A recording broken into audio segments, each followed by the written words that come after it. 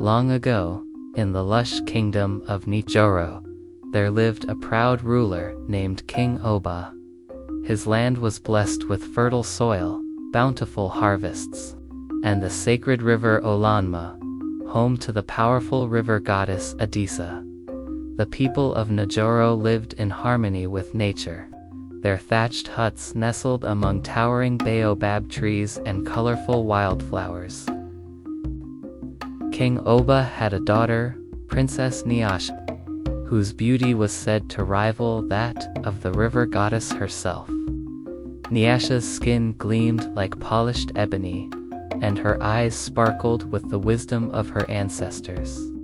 She wore intricately woven kente cloth adorned with cowrie shells, a symbol of her royal status.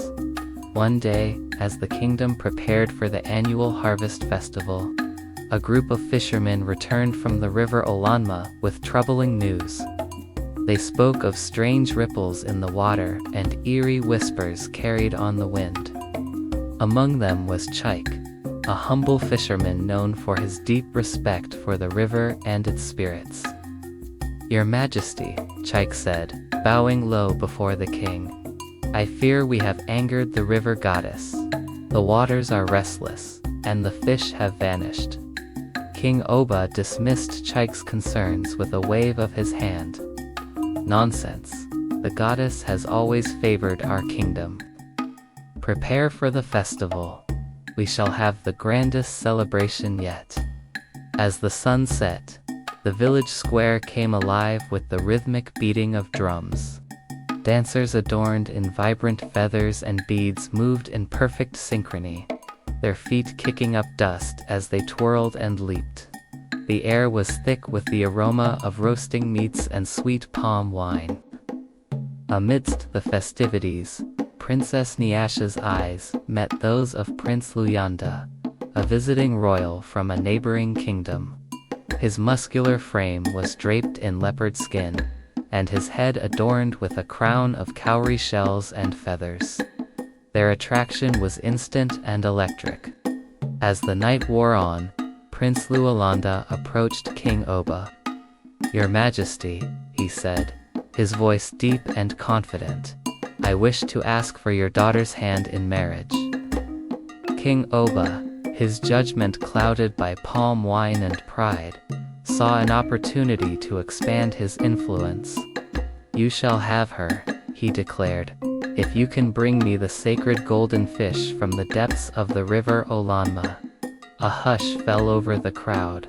Ebal, the high priestess, stepped forward, her staff adorned with sacred charms rattling ominously. "My king," she warned, her voice trembling, "you must not make such a request. The golden fish is sacred to Adisa. To remove it from the river would bring great misfortune upon our land." But King Oba, drunk on power and wine, laughed off her warning. Prince Luyanda, eager to prove his worth, declared, "I shall retrieve the fish at dawn." As the first light of morning broke over the horizon, Prince Luyanda stood at the river's edge, his spear in hand. The water was unnaturally still, as if holding its breath. With a mighty leap, he dove into the depths. Hours passed, and the villagers waited anxiously on the shore.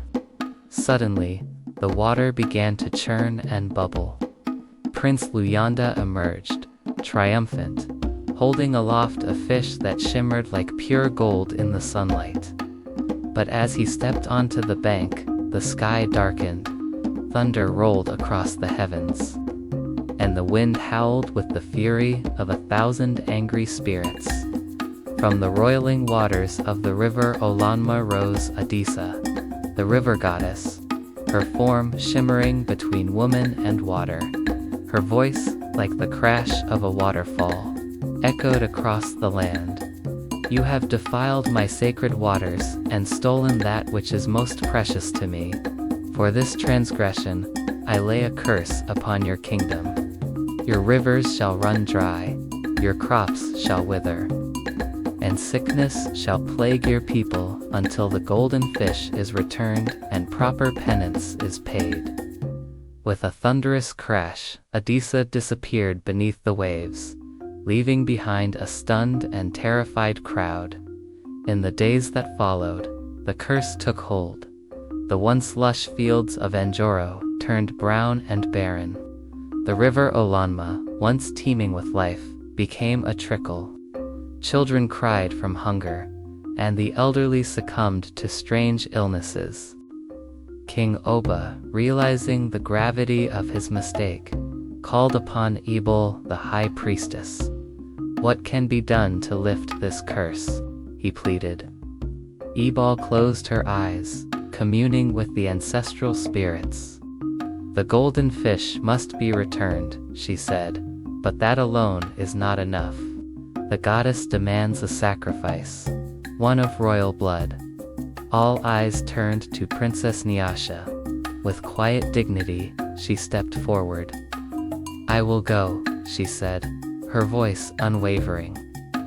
"It was my father's pride and my suitor's arrogance that brought this curse upon our people. I will offer myself to Adisa." As dawn broke on the day of the sacrifice, the people of Njoro gathered at the riverbank.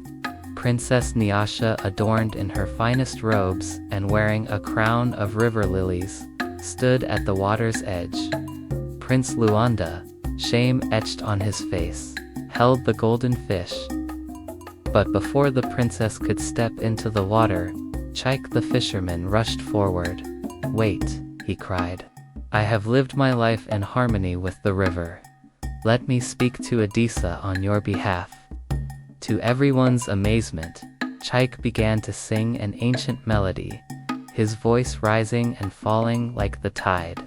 The water began to ripple, and Adisa emerged once more. "Great goddess," Chaik said, bowing low. "We return what was taken and offer our deepest apologies. Spare the princess, I beg you. Let me take her place." Adisa's eyes softened as she gazed upon Chaik. "Your heart is pure, fisherman, and your respect for the river runs deep. I will spare the princess, but a price must still be paid." With a wave of her hand, Adisa transformed Chaik into a river spirit, his form shimmering like sunlight on water.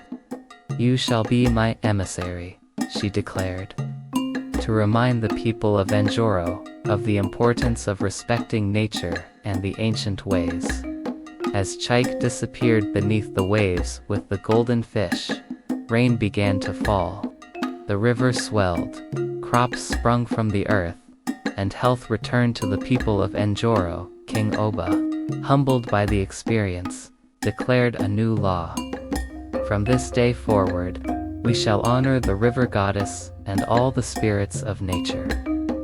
Never again will we let pride and greed blind us to the wisdom of our ancestors." And so, the kingdom of Njoro flourished once more, its people living in harmony with the land and the river. Princess Nyasha and Prince Luyanda, chastened by their experience, worked to rebuild trust between their kingdoms and with the natural world. To this day, the people of Njoro tell the tale of the curse of the river goddess. A reminder that respect for nature and tradition is the foundation of true prosperity. And on quiet nights, some say they can still hear Chaik's song drifting over the waters of the river Olanma. A melody of peace between mankind and the spirits of the wild.